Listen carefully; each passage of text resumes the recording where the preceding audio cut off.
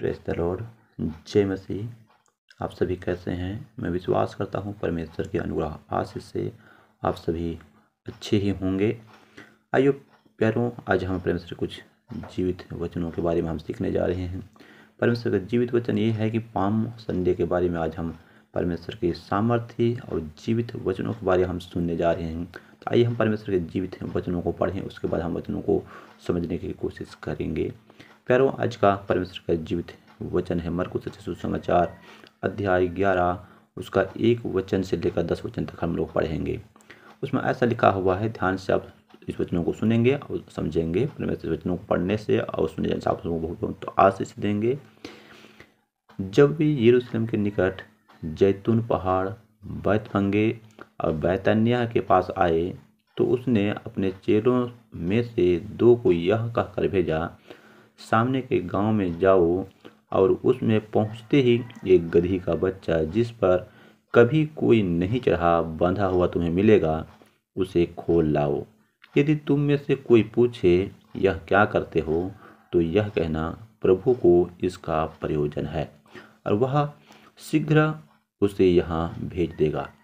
उन्होंने जाकर उस बच्चे को बाहर द्वार के पास चौक में बंधा हुआ पाया और खोलने लगे। उनमें से जो वहाँ खड़े थे कोई कोई कहने लगे, यह क्या करते हो? गदही के बच्चे को क्यों खोलते हो? जैसा यीशु ने कहा था वैसा ही उन्होंने उनसे कह दिया।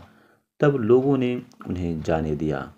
उन्होंने बच्चे को यीशु के पास लाकर उस पर अपने कपड़े डाले और वह उस पर बैठ गया।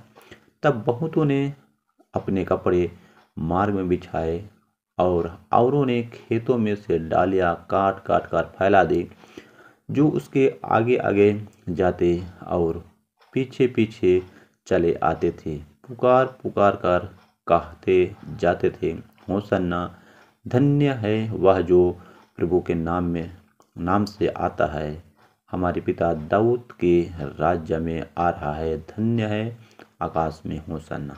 प्यारे प्रभु यीशु मसीह के इस परमेश्वर के सामर्थ्य जीवित वचनों में हमें एक बातों को हम ध्यान से सुनेंगे। वो बात ये है प्यारों, क्योंकि हम हर एक बातों को ध्यान से सुनते हैं। क्या आप लोग इन बातों को ध्यान से सुन रहे हैं?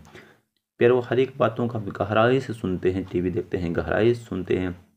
हर एक चीज़, मोबाइल को देखते हैं, गहराई से सुनते हैं, लेकिन परमेश्वर वचन को हम गहराई से नहीं सुनते। इसी कारण हमारे जीवन में आशीष को लेकर के नहीं आता है। यदि हम ध्यान से सुन रहे हैं प्यारों, तो परमेश्वर आज हमसे जीवित वचनों से बहुत अच्छी बात हमको बताने जा रहा है। हम इस वचनों के द्वारा आशीष पाएंगे।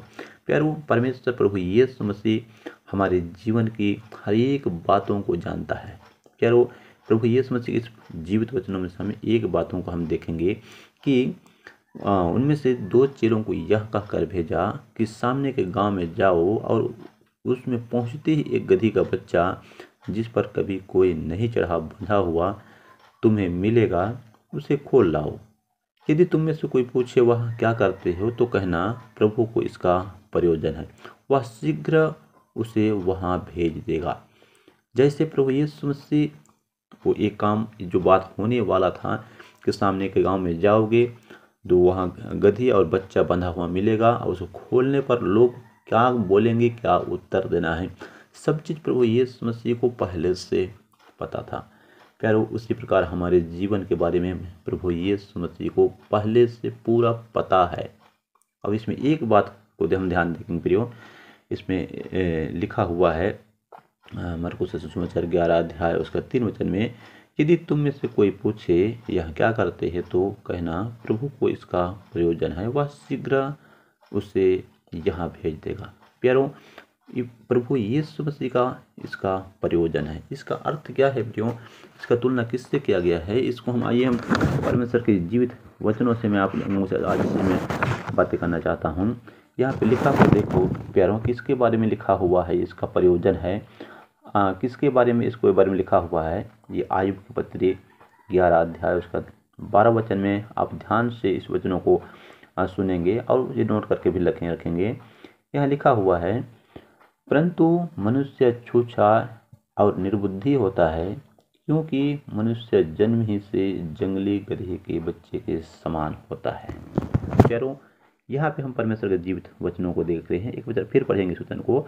परंतु मनुष्य छूछा और निर्बुद्धि होता है, क्योंकि मनुष्य जन्म ही से जंगली गधे के बच्चे के समान होता है। हाँ प्रियो, अब याकूब की पुस्तक 11 अध्याय 12 वचन में ये शब्द लिखा हुआ है।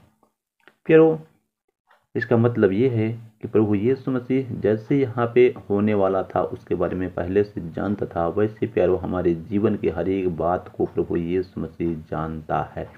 इसी कारण तो मत्ती सुसमाचार उसका 6 अध्याय में देखते हैं कि हमको क्या चाहिए, हमारे मांगने से पहले हमारे प्रभु यीशु मसीह जानता है। लेकिन उसमें एक बात लिखा हुआ है, हमारे मांगने से पहले वो जानता है, इसलिए उसका राज्य और धार्मिकता की खोज करो, वो सभी चीज़ें उन्हें मिल जाएगा।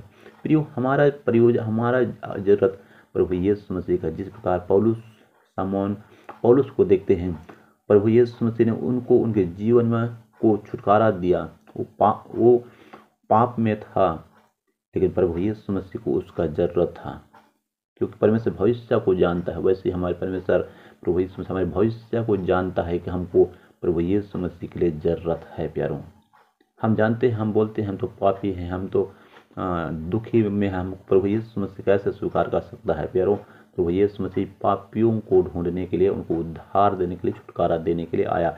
आप ही के बारे में यहाँ लिखा हुआ है, आप ही के लिए है कि प्रभु यीशु मसीह को आपका जरूरत है। प्यारों, जक्कई को देखो, जक्कई वो भी पापी था, लेकिन प्रभु यीशु मसीह को उसको जीवन में उद्धार क्यों दिया बोलने से उसको जरूरत है, प्रभु यीशु मसीह को जरूरत है। प्यारों, आज हमारे लिए भी प्रभु यीशु मसीह आया, वो बोलता है मुझे तुम्हें जरूरत है, क्योंकि वो मन को जानने वाला प्रभु यीशु मसीह। और प्रियो, इस घटनाक्रम में यरूशलेम में विजय प्रवेश एक इसका मेन हेडिंग है। इसका सभी जो हम आज पाम संडे, खजूर, इतवार के बारे में हम लोग सुन रहे हैं, इसमें ये लिखा हुआ है, इसका मेन उद्देश्य बोलने से एक वचन इसमें लिखा हुआ है, उस वचन को हम लोग सुनेंगे। मत्ती सुसमाचार उसका 21 अध्याय उसका 4 वचन में यहाँ लिखा हुआ है, यहाँ इसलिए हुआ कि जो वचन भविष्यद्वक्ता के द्वारा कहा गया था पूरा हो। प्यारों, ये जो वचन है, ये पाम संडे के वचन में बारे में हम लोग सुन रहे हैं। इसमें एक गधी के बच्चे के बारे में लिखा हुआ है। उस बच्चे में प्रभु यीशु मसीह को उसका ज़रूरत है। उसमें बैठ करके यरूशलेम में प्रवेश किया। इसका पीछे प्यारों क्या लिखा हुआ है, अगर हम वचन पढ़े वही है, क्योंकि भविष्यवाणी किया गया था वो पूरा हो। वो कहाँ किया गया था बोलने से प्यारों, यहाँ पे लिखा हुआ है जकरिया के पुस्तक जब हम निकालेंगे 9 अध्याय 9 वचन में देखेंगे, यहाँ लिखा हुआ है, हे सियोन बहुत ही मगन हो, हे यरूशलेम जय जयकार कर, क्योंकि तेरा राजा तेरे पास आएगा, वह धर्मी और तेरा राजा तेरे उद्धार पाया हुआ है, वह दीन है और गधे पर वरन गधी के बच्चे पर चढ़ा हुआ आएगा।